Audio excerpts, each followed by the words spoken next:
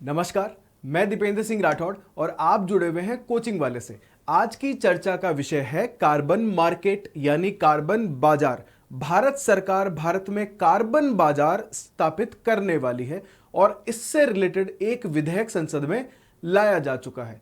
तो कार्बन विधेयक जो है, कार्बन मार्केट स्थापित करने के लिए, ये कार्बन मार्केट होता क्या है, इसका इतिहास भी जानेंगे और इस कार्बन बाजार से भारत को क्या फायदा होगा, क्या इसकी उपयोगिता है। ठीक है, ये सारा कुछ हम आज के वीडियो में जानने वाले हैं। तो चलिए शुरू करते हैं। देखिए कि भारत में कार्बन बाजार जो है वो स्थापित किए जाएंगे। इसके लिए भारत की संसद में ऊर्जा संरक्षण विधेयक 2022 जो है उसे पेश किया जा चुका है और लोकसभा ने इसे पास भी कर दिया है।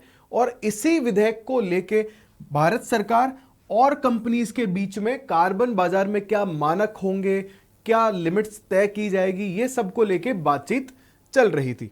ठीक है, अब इसमें हम लोग जान लेते हैं कि कार्बन बाजार क्या होता है, क्या है कार्बन बाजार। देखो, कार्बन बाजार क्या करेगा, उत्सर्जन में कमी करने को प्रोत्साहित करेगा। किसी भी कंपनी को या उद्योग को, कोई भी उद्योग है उसे वो प्रोत्साहित करेगा कि वो जो कार्बन उत्सर्जन कर रहा है, जो ग्रीन हाउस गैसेस का एमिशन है, उसको वो कम करे। और बचत जो होगी, जितना भी आपका लिमिट है, मान लीजिए कि एक कंपनी जो है वो एक साल में 2 टन कार्बन जो है, 2 टन कार्बन जो है वो उत्सर्जन करती है। एक कंपनी 2 टन कार्बन उत्सर्जन करती है, तो इसमें क्या होगा कि कार्बन उत्सर्जन को आपको कम करने को कहा जाएगा। ठीक है, लिमिट हो गया 2 टन कार्बन का। अब सपोज मान लीजिए आपने 1.5 टन ही यूज लिया, तो बचावा जो होगा आधा टन, उस आधे टन को आप किसी और कंपनी को बेच पाओगे। अभी तक क्या हो रहा था कि पूरा इंडिया के पास जितना कार्बन क्रेडिट आ रहा था, जितना कार्बन हम कम चला रहे थे, यूज ले रहे थे, उस कार्बन को हम दूसरे देशों को बेच रहे थे। अब यहां क्या होगा कि कंपनियां एक से दूसरे को बेचने लगेगी। देखो, तो ये कार्बन बाजार उत्सर्जन में कमी करने को प्रोत्साहित करेगा, क्योंकि आपको बदले में पैसा मिलेगा जो आपका बचा हुआ कार्बन है, जो आपने नहीं रिलीज किया है, और जो निकासी है, जो बचा हुआ क्रेडिट है आपके पास कार्बन का, उसको वो व्यापार योग्य संपत्ति में बदल देगा। तो यहां से आपके पास जो है पैसा आ सकता है। अगर एक कंपनी, आई होप आपको समझ आ रहा हो कि एक कंपनी 2 टन कार्बन उत्सर्जन करती है और वो इससे कम उत्सर्जन करेगी, तो जो बचा हुआ कार्बन क्रेडिट है वो उस कार्बन क्रेडिट को किसी और कंपनी को बेच सकती है। अभी तक नहीं बेच सकती थी, अब ऐसा होगा। आगे चलिए, यह उत्सर्जन मानकों में बेहतर प्रदर्शन कर कार्बन क्रेडिट खरीदने और बेचने की अनुमति देगा।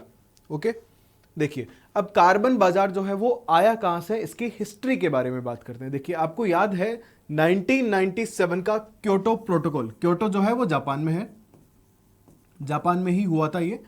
1997 में क्योटो प्रोटोकॉल हुआ और इसके तहत ये बात हुई कि हम ग्रीन हाउस गैसेस जो हैं उनमें कमी करेंगे उत्सर्जन में। लेकिन ये किसके ऊपर लागू हुआ था?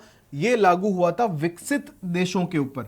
इन विकसित देशों को कुछ परसेंट अपने कार्बन उत्सर्जन में, ग्रीन हाउस उत्सर्जन के अंदर कमी करने को कहा गया। हालांकि विकासशील जो देश थे, जो डेवलपिंग कंट्रीज थी, जो अभी डेवलप हो रही थी, उन डेवलपिंग कंट्रीज को इसमें छूट थी। अभी उनके लिए पूरी तरीके से उनको टारगेट नहीं दिए गए थे कि आपको इतना कम करना है। अमेरिका, ब्रिटेन, फ्रांस, इन जैसे जो डेवलप्ड देश थे, इन देशों को टारगेट दिए गए थे। भारत जैसे जो डेवलपिंग देश थे, चाइना था और था, इन सबको जो है टारगेट नहीं मिले थे। इनके लिए मानक तय कर दिए थे कि भाई आपको इस लिमिट तक करना है, ज्यादा नहीं जाना है, बाकियों को कम भी करना था। ठीक है, तो यहां से शुरुआत हुई थी कार्बन क्रेडिट की, कि अगर कोई देश अपने हिस्से का कार्बन पूरा यूज नहीं कर पा रहा है, मतलब आप कम गैस उत्सर्जन कर रहे हो ग्रीन हाउस गैसेस का, तो आपका बचा हुआ जो हिस्से का क्रेडिट है, उस क्रेडिट को आप किसी विकसित देश को बेच सकते थे। अभी तक ऐसा चल रहा था, आज भी चल रहा है ऐसा।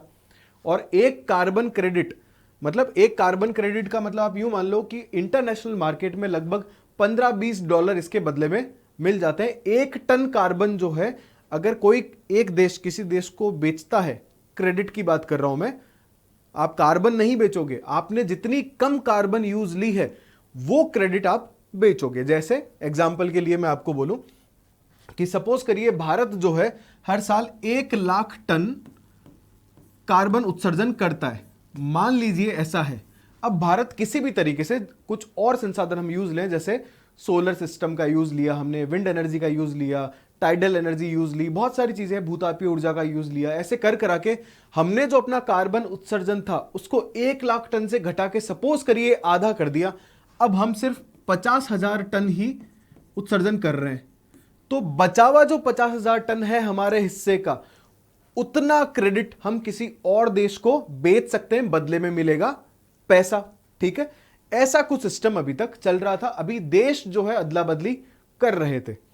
अब आगे देखिए, अब विकासशील देश जो है वो अपने उत्सर्जन में कमी कर अपने कार्बन क्रेडिट जो है किसी विकसित देश को बेच सकता था। कार्बन क्रेडिट का आई होप आपको मतलब समझ में आ गया होगा कि आपको एक लिमिट दी है कि आप साल भर में इतना कार्बन उत्सर्जन कर सकते हो, और अगर आपने कम किया उत्सर्जन तो बचा हुआ जो है लिमिट में से वो आपका क्रेडिट है, आपके पास बचा हुआ है, उतना और कर सकते हो आप, या आप चाहो तो वो जो क्रेडिट है, क्रेडिट को किसी और देश को दे सकते हो कि भाई मेरे हिस्से का आप यूज ले लो, बदले में पैसा दे दो। ठीक है, ऐसा अमेरिका में भी होता है जैसा भारत करना चाह रहा है। अमेरिका में क्या है कि अमेरिका में एक स्टेट है कैलिफोर्निया, वहां पे उद्योग जो है, जितने भी कंपनीज हैं, उन सब की कार्बन सीमा जो है वो फिक्स करके रखी हुई है कि आप हर कंपनी के प्रोडक्शन के अकॉर्डिंग है, वो कितनी बड़ी है इसके अकॉर्डिंग डिपेंड करता है, उनकी कार्बन सीमा जो है वो तय कर दी गई है। और कार्बन सीमा जब निर्धारित की जाती है, इस सीमा से कम कार्बन उत्सर्जन पर अतिरिक्त क्रेडिट, सीमा दी आपको कोई भी कि आप 10 टन कार्बन जो है उत्सर्जन कर सकते हो, कोई कंपनी है सपोज करिए, उसको 10 टन कार्बन की सीमा दी, उसने 8 ही उत्सर्जन किया, तो बचावा 2 जो है वो किसी देश को नहीं बेचेगा, वो अपने ही स्टेट की, कैलिफोर्निया की ही किसी दूसरी कंपनी को बेच सकता है, तो उसके भी फायदा है। प्लस एक बड़ा फायदा यह भी है कि प्रदूषण जो है उसमें भी सुधार मिलेगा, आपको प्रदूषण में कमी आएगी, क्योंकि एक प्रोत्साहन यहां से मिलेगा कि एक तो कम उत्सर्जन करना है, बदले में मुझे पैसा भी मिलेगा। अभी तक ऐसा सिस्टम भारत में अलग से नहीं चल रहा था। अब ये जो विधेयक आया है 2022 में, जो संसद में लाया गया है, इसके बाद चीजें बदल जाएगी। भारत में इसकी उपयोगिता क्या है, आवश्यकता क्या है? देखिए, भारत अगर 2019 की बात करोगे तो दुनिया का तीसरा सबसे बड़ा प्रदूषक देश है, ये देखिए। ठीक है, अगर डेटा के अकॉर्डिंग बात करें, और 2021 के अंदर कॉन्फ्रेंस ऑफ पार्टीज, COP, इसे कॉन्फ्रेंस ऑफ पार्टीज बोलते हैं, 2021 में इसकी बैठक हुई थी ग्लासगो में। ग्लासगो है स्कॉटलैंड में। ग्लासगो के अंदर कॉन्फ्रेंस ऑफ पार्टीज की 26वीं मीटिंग हुई थी। ठीक है, 26वें नंबर की। और इसमें हमारे प्रधानमंत्री जी जो है, उन्होंने 5 मंत्र दिए थे कि हम लोग ये करने वाले हैं। पंचामृत नामक 5 स्तरीय रणनीति बनाई थी कि हम क्या करेंगे, तो उसी के तहत ये भारत सरकार का कदम है। वो 5 पॉइंट ये थे। उन्होंने क्या कहा था कि 2023 तक गैर जीवाश्म ऊर्जा जो है, ठीक है, जैसे कोयला वगैरह से यूज ना लेके गैर जीवाश्म ऊर्जा की क्षमता जो है उसे हम लोग 550 गीगावाट तक ले जाएंगे। ठीक है, दूसरा पॉइंट उन्होंने कहा कि कार्बन उत्सर्जन में 2030 तक 1 अरब टन की कमी करेंगे हम लोग। तो ये जो 1 अरब टन की हम कमी करेंगे ना, इस 1 अरब टन को हम किसी दूसरे देश को बेच पाएंगे। और 1 अरब टन, 1 टन की कीमत मार्केट में लगभग $15-20 रहती है। तो आप मल्टीप्लाई कर लो, 1 अरब टन को मल्टीप्लाई बाय $15 भी करें अगर, या $10 भी करें, फिर उसको डॉलर में, आप डॉलर को रुपये में चेंज कर लेना। आप 70 से लगभग, अभी 80 के आसपास रेट है, तो लगभग 80 रुपए से मल्टीप्लाई कर लेना, काफी बड़ा अमाउंट आने वाला है। ये कब की बात कर रहा हूं मैं, ये सिर्फ 2030 तक की है सरकार का, कि भाई हम 2030 तक ऐसा करने की सोच रहे हैं और इसके पीछे ही हम ये सारा काम कर रहे हैं। इसीलिए हम लोग 2022 का जो ऊर्जा संरक्षण विधेयक लेके आए हैं। ठीक है, फिर देखिए 2030 तक अक्षय ऊर्जा जो है, जैसे सौर ऊर्जा, इससे हम लोग 50% तक अपनी जरूरतों को पूरी करेंगे, तो 50% हम यहां कमी कर देंगे। फिर 2030 तक कार्बन तीव्रता में 45% तक कमी लाएंगे, और कम करेंगे कार्बन उत्सर्जन जो होता जा रहा है। और सबसे इंपॉर्टेंट ये कि 2070 तक भारत ये मानता है कि हम खुद को कार्बन न्यूट्रल, जीरो कार्बन का लक्ष्य लगाया है हमने, कि हम लोग जीरो कार्बन तक पहुंच जाएंगे। हम फिर कार्बन उत्सर्जन करेंगे ही नहीं। 2070 का टारगेट है हमारा, ठीक है। तो ये जो एक्स्ट्रा हमारे पास क्रेडिट बचेगा ये भारत में वेल्थ ला सकता है, प्लस साथ ही साथ ये जो हमें मिला है तीसरा सबसे बड़ा प्रदूषक का खिताब, इस खिताब से भी निजात मिल पाएगी। भारत के लिए काफी अच्छा विधायक ये होने वाला है। प्लस आपके किसी भी एग्जाम में एनवायरमेंट से रिलेटेड अगर ऐसे वगैरह, खास करके सिविल्स में एनवायरमेंट वाला जो टॉपिक है उसमें ये बहुत ज्यादा काम भी आ सकता है टॉपिक। बाकी हमारे दूसरे मुद्दों के अंदर भी ये 5 स्तरीय जो रणनीति है इसमें 5वां पॉइंट काफी इंपॉर्टेंट है और पहला पॉइंट भी। जनरली इनमें से कोई ना कोई डेटा पूछ लिया जाता है, ठीक है।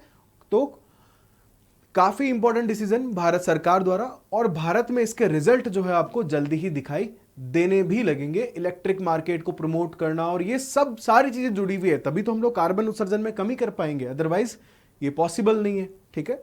तो ये सब था आज के वीडियो में हमारी तरफ से। जल्दी ही मिलेंगे अगले वीडियो के साथ में। धन्यवाद। जय हिंद, जय भारत।